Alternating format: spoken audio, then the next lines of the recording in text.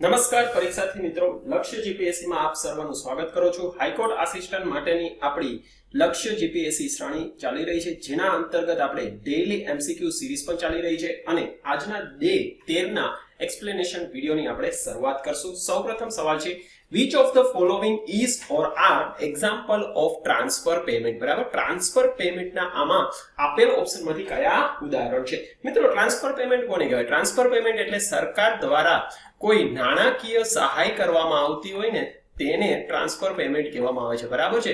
હવે એમાં નાણાકીય સહાય કઈ કઈ હોય? અનએમ્પ્લોયમેન્ટ એલાઉન્સીસ જો શું નાણાકીય સહાયમાં આવે? હા આવે। પેમેન્ટ ઓફ સેલેરી શું નાણાકીય સહાયમાં આવે? પેમેન્ટ ઓફ સેલેરી જે છે નાણાકીય સહાયમાં ન આવે। શા માટે?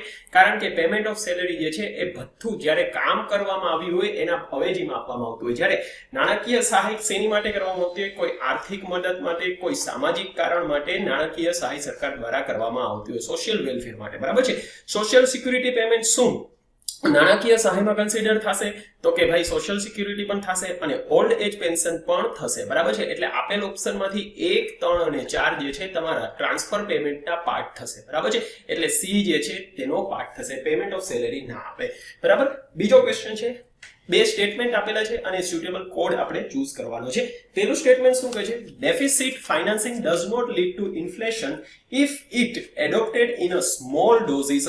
મતલબ જો ડેફિસિટ ફાઇનાન્સિંગ એટલે ડેફિસિટ ફાઇનાન્સિંગ ક્યારે થાય કે જ્યારે સરકારને આવક જે છે એ જાવક સામે ઓછી હોય। બરાબર, એટલે આપણી આવક જે છે જાવકથી ઓછી હોય ત્યારે શું કરશું કે ભાઈ આપણે કોકની પાસેથી ઉછીના લઈ અને ચલાવશું। બરાબર, સરકાર પણ એવી રીતે જ કરતી હોય છે, તેને ડેફિસિટ ફાઇનાન્સિંગ કહેવામાં આવે છે। બરાબર, તો ડેફિસિટ ફાઇનાન્સિંગ જો સ્મોલ ડોઝમાં લેવામાં આવે તો શું એનાથી ઇન્ફ્લેશન થઈ શકે? તો કે ભાઈ હા, આ વાત સાચી છે। જો ડેફિસિટ ફાઇનાન્સિંગ સ્મોલ ડોઝમાં લેવામાં આવશે તો એનાથી સરકારને જે છે એની પેમેન્ટ, ઇન્ટરેસ્ટ અને દેશમાં મની સપ્લાય ઉપર કોઈ અસર નહીં થાય। બરાબર છે, આ વાત યાદ રાખજો। હવે મિત્રો, આમાં એક આર્ગ્યુમેન્ટ એ પણ થઈ શકે કે ભાઈ આ ડેફિસિટ ફાઇનાન્સિંગ નું સરકાર એક્સપેન્ડિચર માટે મતલબ કે ડેવલપમેન્ટ એક્સપેન્ડિચરમાં જો યુઝ કરશે તો તે ઇન્ફ્લેશન નહીં વધારે, પણ નોન ડેવલપમેન્ટ એક્સપેન્ડિચરમાં યુઝ કરશે તો ઇન્ફ્લેશન વધારશે। પણ આપણે એમાં ડિટેલમાં અત્યારે જોવાનું નથી, અત્યારે સિમ્પલ સ્ટેટમેન્ટ આપેલું છે એ બેઝ ઉપર જ આપણે કરવાનું, વધુ આમાં લોજિક નથી લગાડવાનું। બરાબર, હવે બીજું સ્ટેટમેન્ટ શું કહે છે? Deficit financing is an often used tool for financing budgetary deficit. આ વાત સાચી છે, બિલકુલ સાચી છે। જ્યારે સરકારને જે છે ક્યારેક આવક જાવક કરતા ઓછી હોય તો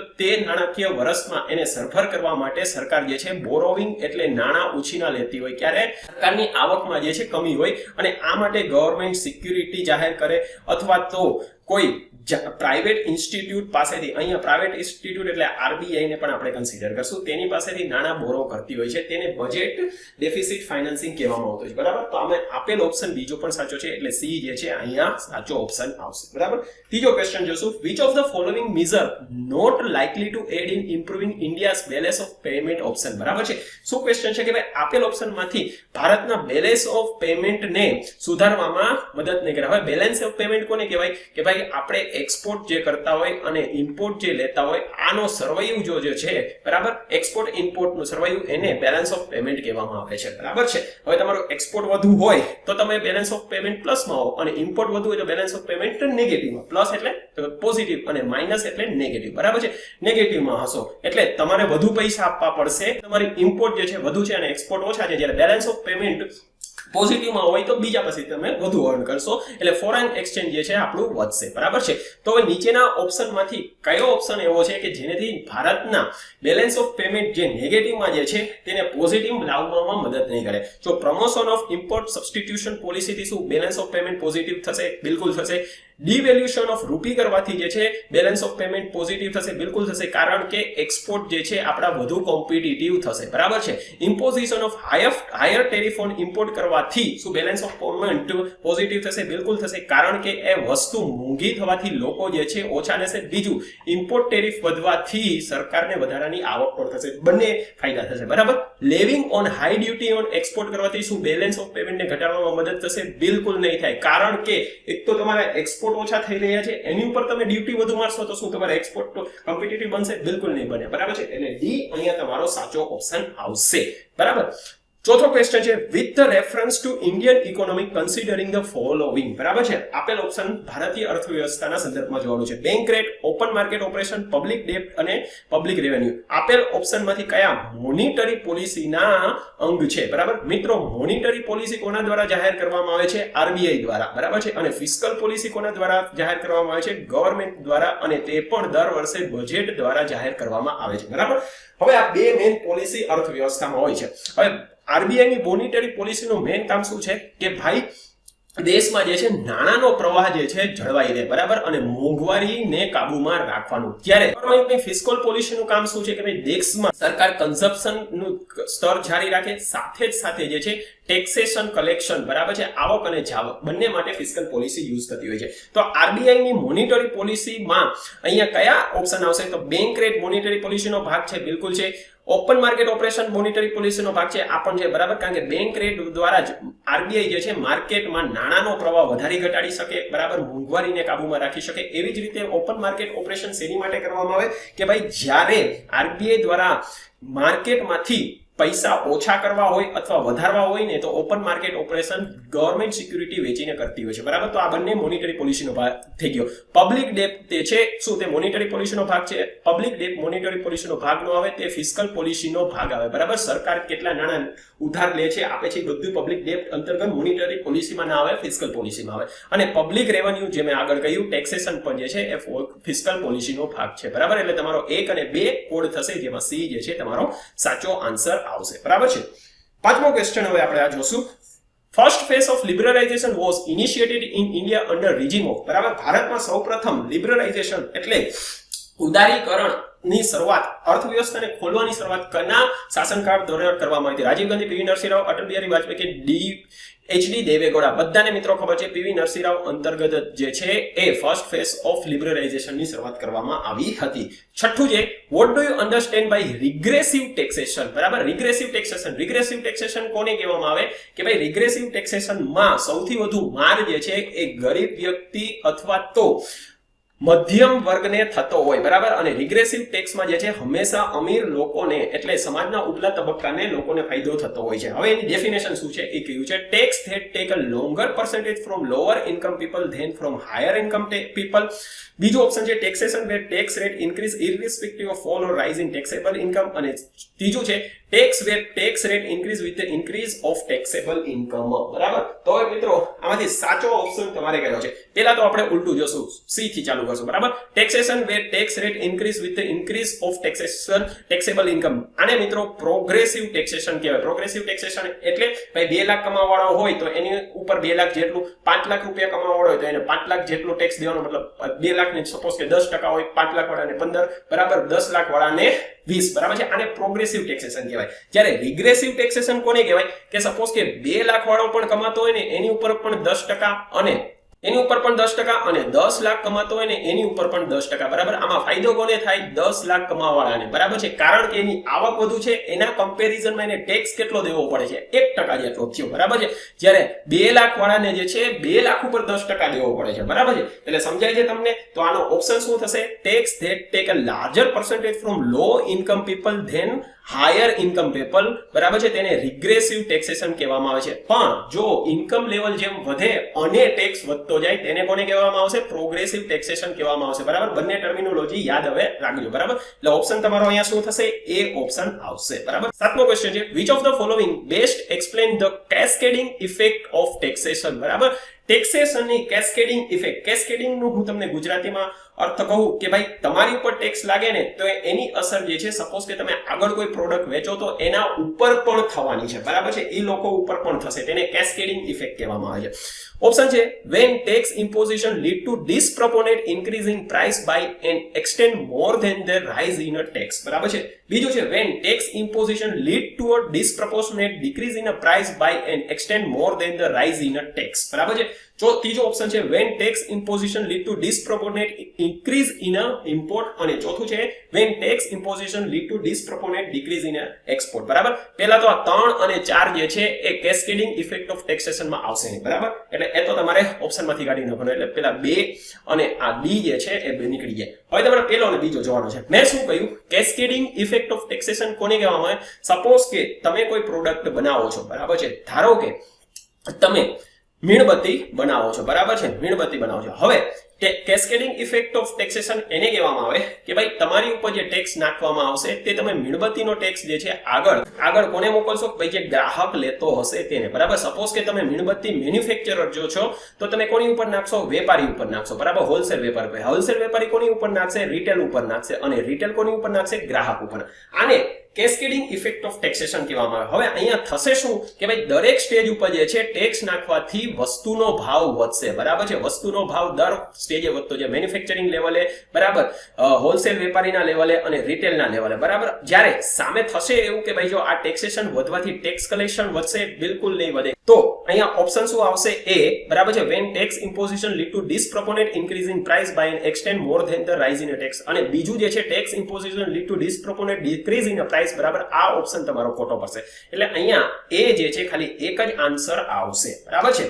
Which of the following is associated with the fiscal policy? હમણાં આપણે આગળ વાત કરી ઇન્ફ્લેશન, હમણાં આપણે આગળ જ વાત કરી ફિસ્કલ પોલિસી જે છે એની સાથે શું શું સંકળાયેલું હોય? પબ્લિક ડેપ્ટ હોય, પબ્લિક રેવન્યુ હોય, બરાબર, કન્ઝમ્પશન હોય. તો સાચો ઓપ્શન શું આવશે? અહીંયા સી, કન્ઝમ્પશન. બાકી મની પોલિસી, બરાબર છે, અને ઇન્ફ્લેશન જે છે બંને જે છે તે આરબીઆઈ ની મોનિટરી પોલિસીનો પાર્ટ છે. બરાબર, હવે મિત્રો તમે પૂછશો સાહેબ તમે ટેક્સેશન ની તો વાત કરી હતી, તો શું ટેક્સેશન જે છે એ ફિસ્કલ પોલિસીનો પાર્ટ નો થાય? બિલકુલ મિત્રો, ફિસ્કલ પોલિસીનો જ પાર્ટ થાય, પણ ટેક્સેશન જે છે એ કન્ઝમ્પશનનો જ એક ભાગ છે, એની અંતર્ગત જ આવી જશે. બરાબર, ટેક્સેશન અને રેવન્યુ બંને.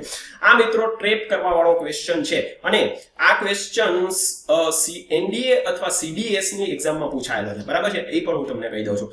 બરાબર, નવમો ક્વેશ્ચન છે which of the following is associated with the fiscal policy? Fiscal policy બાબતે નીચે આપેલ ઓપ્શન માંથી કયું છે? બરાબર, સીધો આન્સર તમે મારશો બી, ટેક્સેશન અને રેવન્યુ, જે આપણે આગળ ઓલરેડી વાત કરેલી છે. બરાબર, 10મો ક્વેશ્ચન છે ફિસ્કલ ડ્રેગ. બરાબર, હવે ફિસ્કલ ડ્રેગ નો મતલબ શું થાય? Fiscal drag express the impact of inflation on which of the following? બરાબર, ફિસ્કલ ડેફિસિટ ઉપર, ટેક્સ, રેવન્યુ અને જીડીપી, બ્લેક મની કે ઇન્વેસ્ટમેન્ટ ઉપર. સાચો ઓપ્શન શું મિત્રો આવશે? બી, ટેક્સ, રેવન્યુ અને જીડીપી ઉપર જે છે ફિસ્કલ ડ્રેગ જે છે અસર કરતું હોય, જે ઇમ્પેક્ટ કરશે ઇન્ફ્લેશન. જ્યારે જીડીપી માં જ્યારે દેશમાં જે છે ઇન્ફ્લેશન વધે છે ત્યારે હંમેશા મિત્રો તમે જોજો ગવર્નમેન્ટનું ટેક્સ રેવન્યુ વધશે, પણ સાથે જ સાથે જે છે તે શું કરશે કે ભાઈ કન્ઝમ્પશન પણ ઓછું કરશે. તો અલ્ટિમેટલી થશે શું કે ભાઈ મોટા લેવલ ઉપર જોશો તો ભાઈ ટેક્સ રેવન્યુ અલ્ટિમેટલી ઘટશે. કારણ કે શું થશે કે ભાઈ ઇન્ફ્લેશન વધવાથી જે ભાવ વધારો થયો છે એની કારણે એને પૈસા વધુ આવશે, પણ કન્ઝમ્પશન ઓછું થવાથી ટેક્સ રેવન્યુ પણ ઘટતું જશે. બરાબર છે, આ યાદ રાખજો. 11મો ક્વેશ્ચન છે, કેટલાક વર્ડ આપેલા છે અને એનો મીનિંગ સામે આપેલો છે. બરાબર, પેસિફિસ્ટ કોને કહેવામાં આવે? કે ભાઈ pacifist one who believe in a peace ને કહેવામાં આવશે. બરાબર, ચેવલિયસ કોને કહેવામાં આવે છે? One is a courteous and attentive to women. Credulous કોને કહેવામાં આવે છે? One who believe easily. અને એગ્રેસર કોને કહેવામાં આવે છે? One who first attack the country. મિત્રો ઓપ્શન શું થયો? પહેલા સામે થશે ત્રીજું, બીજા સામે થશે ચોથું, ત્રીજા સામે થશે અહીંયા બીજું, અને ચોથા સામે થશે પેલું. એટલે ઓપ્શન તમારો કોડ થયો 3 4 2 1, એટલે ઓપ્શન થશે તમારો અહીંયા સી. બરાબર છે. ચાલો, 12મો ક્વેશ્ચન છે સિનોનિમ ઓફ વર્ડ કેલિયોસ. કેલિયોસ નો અર્થ શું થાય છે? બરાબર છે. હવે સૌપ્રથમ તો મિત્રો એ મને કહો કેલિયોસ નો અર્થ ગુજરાતીમાં શું થાય? ક્રૂર થાય. બરાબર છે. હવે આપેલ ઓપ્શન માંથી તમારે જોવાનું છે. સેન્સિટિવ ક્રૂર નો સિનોનિમ થાય? બિલકુલ નો થાય. પેથેટિક પણ નો થાય. એમિએબલ નો થાય. સાચો ઓપ્શન શું થશે? ક્રૂઅલ. બરાબર, સીધો છે. 13મો છે synonym of word camouflage. Camouflage નો સમાનાર્થી જોવાનો. કેમોફ્લેજ નો શું મતલબ થાય? છુપાવવું. બરાબર છે, કન્સીલ કરવું. હવે એનો સિનોનિમ જોવાનો છે રિવીલ એટલે જાહેર કરવું, એટલે આ પણ નો થાય. સો પણ જાહેર થયું તે ઓપોઝ કોઈ મતલબ જ નથી. એટલે વેલ જે છે એટલે પડદો પાડવો, તે એનો સાચો સમાનાર્થી થશે. એન્ટોનિમ ઓફ વર્ડ કેન્ડિડ એટલે મિલનસાર નો સમાનાર્થી શોધવાનો છે. કનિંગ તો લૂચું થયું એટલે એ પણ નીકળ્યું. આર્ટફુલ એ પણ કનિંગ નો જ મતલબ થાય છે. ફ્રેન્ક જે છે એ મિલનસાર કહેવાય. બરાબર, એટલે આપણો ઓપ્શન થશે C. Antonym of word capitulate. કેપિટુલેટનો વિરુદ્ધાર્થી તમારે કહેવાનો છે. હવે કેપિટુલેટનો શું મતલબ થાય? કેપિટુલેટ એટલે શરણે થવું, બરાબર છે, હથિયાર નાખી દેવા, બરાબર. તો હવે એન્ટોનિમ શું છે? સરેન્ડર. સરેન્ડર તો કેપિટુલેટ નું જ સમાનાર્થી થઈ ગયું, એટલે એ પણ નીકળી ગયું. રેઝિસ્ટ એટલે પ્રતિકાર કરો, તો ભાઈ શરણેનું વિરુદ્ધાર્થી પ્રતિકાર થશે, બરાબર. બાકી સબમિટ અને યીલ્ડ એ પણ કેપિટુલેટના સિનોનિમ છે.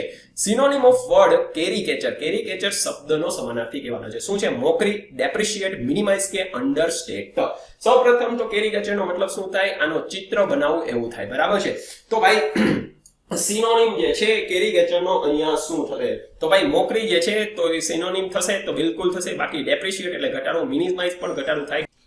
ચાલો 17મો ક્વેશ્ચન છે સિનોનિમ ઓફ વર્ડ સેન્સોરિયસ. સેન્સોરિયસ શબ્દનો સમાનાર્થી કહેવાનો છે. સેન્સોરિયસ એટલે શું થાય ભાઈ? સેન્સોરિયસ એટલે ટીકા કરવી થાય, બરાબર છે. તો હવે એનો સિનોનિમ કહેવાનો. એપ્રિશિએટ તો સેન્સોરિયસનો સમાનાર્થી થાય, બિલકુલ નો થાય. એપ્રિશિએટ એટલે તો સરાહના કરવી. નેજિંગ તો શું? નેજિંગ સિનોનિમ થાય, બિલકુલ થાય. નેજિંગનો મતલબ ટીકા થાય. બાકી સપોર્ટ નો આવે. અને પ્રાઇસ જે છે તેનો મતલબ પણ સરાહના કરે એવું થાય, બરાબર છે. 18મો ક્વેશ્ચન છે which of the following are listed among DPSP in part 4 of constitution of India, બરાબર છે. ભાઈ ઓપ્શનમાંથી જોવાનું છે કે ડીપીએસપી માં કયા આપેલા છે. Equal pay for equal work, બરાબર. શું આ ડીપીએસપી માં આપેલું છે? હા આપેલું છે. કયો આર્ટિકલ આવશે મિત્રો? આર્ટિકલ જે છે 39 આવશે, બરાબર. યુનિફોર્મ સિવિલ કોડ આપેલું છે? હા આપેલું છે, બધાને ખબર છે. આર્ટિકલ 44 અંતર્ગત આપેલું છે. Small family norm. શું આ સ્મોલ ફેમિલી નોર્મ આપેલું છે? બિલકુલ નથી આપેલું. Education through mother tongue at primary level. શું આ આર્ટિકલ અંતર્ગત આપેલું છે? બિલકુલ નથી આપેલું, બરાબર છે. એટલે એ પણ નીકળી જશે તમારે. હવે ઓપ્શન શું રહ્યા? 1 અને 2, એટલે બી જે છે તમારો અહીંયા સાચો આન્સર આવશે, બરાબર છે. The Supreme Court has held that hosting the national flag atop the private building is a fundamental right of every citizen under which article? બરાબર. આર્ટિકલ 14, આર્ટિકલ 19, આર્ટિકલ 21 કે આર્ટિકલ 25? પહેલા તો આર્ટિકલ 14 અને 25 નીકળી ગયું. શા માટે? ભાઈ 21 તો આર્ટિકલ 14 તો ઇક્વાલિટી બિફોર લો આવે એટલે એ થઈ ગયું. અને આર્ટિકલ 25 જો જે છે એ ધર્મ બાબતે છે, બરાબર. તો એ નીકળી ગયું. હવે બે રહ્યા 19 અને 21. જે મિત્રો આર્ટિકલ 21 મળેલું છે ને તે બધા જ ખોટા પડે છે. આર્ટિકલ 19 અંતર્ગત જે છે એ સુપ્રીમ કોર્ટે આ રૂલિંગ આપેલું હતું. હવે તમે પૂછશો સાહેબ આર્ટિકલ 19 અંતર્ગત કેવી રીતે થાય? આર્ટિકલ 19 શું છે કે ફ્રીડમ ઓફ એક્સપ્રેશન, બરાબર છે, અને એના અંતર્ગત જ જે છે આવે છે, બરાબર. જ્યારે આર્ટિકલ 21 શું છે? રાઈટ ટુ લાઈફ છે, બરાબર. રાઈટ ટુ લાઈફ માં નો આવે, બરાબર. એક્સપ્રેશન આપણી અભિવ્યક્તિને વ્યક્ત કરવા માટે આર્ટિકલ 19 અંતર્ગત જે 6 રાઈટ આપેલા છે ને એમાંનો જે આ એક છે કે ભાઈ તમે રાષ્ટ્રધ્વજ તમારા પ્રાઇવેટ બિલ્ડિંગ ઉપર ફરકાવી શકો, બરાબર. તે રાઈટ ટુ લાઈફ માં થાય કે ભાઈ આપણી અભિવ્યક્તિમાં થાય, બરાબર છે. 20મો ક્વેશ્ચન જોશું. According to which article of constitution the chief minister is appointed by a governor of state, બરાબર. ગવર્નર ઓફ સ્ટેટ દ્વારા ચીફ મિનિસ્ટરને કયા આર્ટિકલ અંતર્ગત નિયુક્ત કરવામાં આવે છે, બરાબર. તો 63 શું કહે છે ભાઈ? 63 જે છે તે ગવર્નરને કાઉન્સિલ ઓફ મિનિસ્ટરની એડ અને એડવાઇઝની વાત કરે છે, બરાબર. જ્યારે 64 શું કહે છે? 64 ના અંતર્ગત ચીફ મિનિસ્ટર અને મિનિસ્ટરની નિયુક્તિની વાત આવે છે. જ્યારે 65 અંતર્ગત એડવોકેટ ઓફ જનરલની વાત કરેલી છે નિયુક્તિની. અને 66 જે છે તે જે કન્ડક્ટ ઓફ બિઝનેસ માટે, બરાબર છે, સ્ટેટના કન્ડક્ટ ઓફ બિઝનેસની વાત 66 અંતર્ગત કરે છે. જે 64 અંતર્ગત જે છે એ મુખ્યમંત્રીની નિયુક્તિની વાત થયેલી છે, બરાબર. 21મો ક્વેશ્ચન છે કેટલીક આર્ટિકલ છે અને એની સામે કઈ ઇન્સ્ટિટ્યૂટ આવશે તેની વાત કરીએ છીએ. આર્ટિકલ 280 બધાને ખબર છે ફાઇનાન્સ કમિશન યુનિયન લેવલે. આર્ટિકલ 324, આર્ટિકલ 324 એની સાથે સંકળાયેલી છે? ઇલેક્શન કમિશન સાથે સંકળાયેલી છે. આર્ટિકલ 323, આર્ટિકલ 323 કેની સાથે સંકળાયેલી છે? એડમિનિસ્ટ્રેટિવ ટ્રાઇબ્યુનલ સાથે સંકળાયેલી છે. અને આર્ટિકલ 315 જે છે એ યુપીએસસી સાથે સંકળાયેલી છે, બરાબર. તો અહીંયા ઓપ્શન આપણે શું પેલા કોડ મેચ કરી લઈએ. આર્ટિકલ 280 ભાઈ કેનું એકની સામે જે છે 3 છે. 324 તો ભાઈ ક્યાંથી ક્યાં ગયું છે આવડું? આમ કરી અચ્છા 2 ની સામે 2 છે, બરાબર. એટલે 2 ની સામે 2. પછી આર્ટિકલ 323 એટલે 3 ની સામે 1 અને આ 4 ની સામે 4 થયું. 3 2 1 4 3 2 1 4 એટલે બી જે છે તમારો અહીંયા ઓપ્શન આવશે, બરાબર છે. ચાલો Which of the following is not a feature of Indian Constitution? ભારતીય બંધારણનો નીચેના આપેલ ઓપ્શનમાંથી લક્ષણ નથી. ફેડરલ ગવર્નમેન્ટ છે, ભાઈ સમવાક્ય છે, ઇન્ડિપેન્ડન્ટ જ્યુડિશરી છે, એ પણ છે, પાર્લામેન્ટરી ગવર્નમેન્ટ છે, એ પણ છે, ડ્યુઅલ સિટીઝન છે, ભાઈ નો આવે, બરાબર. ડી ઓપ્શન તમારો અહીંયા આવશે. According to the Citizen Act 1955, by which of the following way a person can lose the citizenship of India, બરાબર. ભારતીય નાગરિકત્વ નીચેના ઓપ્શનમાંથી કેવી રીતે તમે ગુમાવી શકો? બાય રિન્યુએશન, બરાબર છે, એટલે ભાઈ આપણે જાતે જે છે તમે છોડો તેના દ્વારા. બાય ટર્મિનેશન એટલે સરકાર તમારી પાસેથી લઈ લે દ્વારા. અને બાય ડિપ્રાઇવેશન, ડિપ્રાઇવેશન એટલે કેવી રીતે ભાઈ? કે ભાઈ તમે છેતરપિંડી દ્વારા કરેલી હોય ત્યારે, બરાબર. તો 1, 2 ને 3 કઈ રીતે આવે છે? ત્રણેય દ્વારા આવે છે, એટલે અહીંયા તમારો ઓપ્શન થશે સી, બરાબર છે. ચાલો 25મો ક્વેશ્ચન છે, considering the following statement, a person who was born on January 26, 1951 in Rangoon, whose father was a citizenship of India by birth, at a time of his birth is deemed to be a Indian citizen by descent, બરાબર, વારસાગત મળે એમ. બીજું છે ભાઈ, બીજું છે, a person who was born on July 1, 1988 in Itanagar, whose mother is a citizen of India at a time of birth but the father was not, is deemed to be a citizen of India by birth. ભાઈ આપેલ option માંથી કયા સાચા છે? પહેલા તો મિત્રો આવા જે ક્વેશ્ચન આપેલા હોય ને મોટા મોટા, એ તમને હંમેશા કન્ફ્યુઝ કરવા માટે છે, એટલે આવા ક્વેશ્ચન જે છે ને હંમેશા છેલ્લે રાખવાના, ભલે આપણને ગમે તેટલું આવડતું હોય, આમાં ટાઈમ નહીં બગાડવાનો, બરાબર છે. તો મિત્રો અહીંયા આપેલ બંને વિકલ્પ જે છે સાચા છે, બિલકુલ સાચા છે, બરાબર, કે ભાઈ તમે બાય બર્થ પણ મળશે અને તમારા ફાધર અથવા મધર બંનેમાંથી કોઈ પણ જે છે ભારતીય નાગરિક હશે તો તેને ભારતીય નાગરિક મળશે, બરાબર છે. એટલે ઓપ્શન આવશે સી, બોથ 1 અને 2 જે છે એ સાચું છે. 25મો ક્વેશ્ચન છે, under which of the following condition can citizen be provided in India, બરાબર. ઓપ્શન માંથી ચૂઝ કરવાનું છે કે ભારતીય નાગરિકતા કેવી રીતે મળે છે. 1 who should be born in India, ભારતમાં જન્મેલો હોય તો નાગરિકત્વ મળશે, બરાબર. either of whose parent was born in India, આ વાત પણ સાચી છે. અને ત્રીજું છે who has been resident of India for not less than 5 years, બરાબર, 5 વર્ષથી ઓછા સમય માટે ભારતમાં રહેલ ન હોય. ભાઈ મિત્રો આ વસ્તુ ખોટી છે અહીંયા ત્રીજું, કારણ કે 7 વર્ષથી ઓછું ભારતમાં રહેલ ન હોવું જોઈએ તો રજીસ્ટ્રેશન દ્વારા એને નાગરિકત્વ મળે. એટલે ભાઈ 1 અને 2 અહીંયા ઓપ્શન સાચો છે, એટલે બી જે છે તમારો આન્સર આવશે. 26મો ક્વેશ્ચન છે, according to the constitution of India, which of the following right cannot be taken away during emergency, emergency દરમિયાન કયો રાઈટ જે છે નાગરિક પાસેથી લઈ ન શકાય? Right to speak, right to freedom of movement, right to life કે રાઈટ ટુ રેકોગ્નાઇઝ, બરાબર. શું મિત્રો આવશે? રાઈટ ટુ લાઈફ જે છે આર્ટિકલ 21 અંતર અને 20 જે છે બંને ઇમરજન્સી દરમિયાન પણ ચાલે, બરાબર છે, યાદ રાખજો. 27મો ક્વેશ્ચન છે, what is the main difference between fundamental right અને directive principle of state policy, બરાબર. બંને વચ્ચે મૂળભૂત ફરક શું છે? Constitutional protection, political protection, judicial protection કે મોરલ પ્રોટેક્શન, બરાબર. શું મિત્રો ઓપ્શન આવશે? કોન્સ્ટિટ્યુશનલ પ્રોટેક્શન, બરાબર. જ્યુડિશિયલ પ્રોટેક્શન નો આવે, બરાબર. આ ટ્રેપ છે. આર્ટિકલ 32 જો કાઢી નાખવામાં આવે ને કોન્સ્ટિટ્યુશન માંથી તો જ્યુડિશિયલ પ્રોટેક્શન પણ નીકળી જાય. કોન્સ્ટિટ્યુશનલ પ્રોટેક્શન આપેલું છે આર્ટિકલ 32 અંતર્ગત, એટલા માટે જ જે છે ફંડામેન્ટલ રાઈટ જે છે તમે એન્ફોર્સ કરાવી શકો છો, બરાબર. બાકી ડીપીએસપી માં અમે આપેલું છે, નથી આપેલું. કોર્ટ ગમે તેટલી રાઈડ ઉપાડતી હોય પણ સરકાર ધારે ને તો લાગુ કરી શકે. જ્યારે આર્ટિકલ 32 માં તો લખેલું છે કે કરવું જ પડશે, આ તમારો હક માનવું આપેલું છે, એટલે કોન્સ્ટિટ્યુશનલ પ્રોટેક્શન કહેવામાં આવશે, બરાબર. which of the following is not a fundamental duty under the Indian Constitution, બરાબર. ફંડામેન્ટલ ડ્યુટી ભારતીય બંધારણ અંતર્ગત નીચે આપેલ ઓપ્શન નથી. To protect monument of national importance, આ ફંડામેન્ટલ ડ્યુટી છે, બિલકુલ છે. ટુ ડેવલપ સાયન્ટિફિક ટેમ્પર, આ પણ છે, બિલકુલ છે. To uphold unity and integrity of nation, આ છે, બિલકુલ છે, બરાબર. તો નન ઓફ ધ ઓપ્શન અહીંયા આવશે, બરાબર. પહેલી વાર નન ઓફ ધ ઓપ્શન આવ્યો, બરાબર. ચાલો તો મિત્રો ડે 13 ના આપણે એમસીક્યુ ક્વેશ્ચન જોયા. ડે 14 ના એમસીક્યુ ક્વેશ્ચન ની પીડીએફ તમને વિડિયોના લિંકમાં અવેલેબલ કરાવી દેવામાં આવે છે. ફરી મળશું આપની સમક્ષ નવા એક વિડિયો સાથે. ત્યાં સુધી આપના અને આપના પરિવારનો ખ્યાલ રાખજો, સ્વસ્થ રહેજો, સુરક્ષિત રહેજો. Keep watching, keep learning. વંદે માતરમ.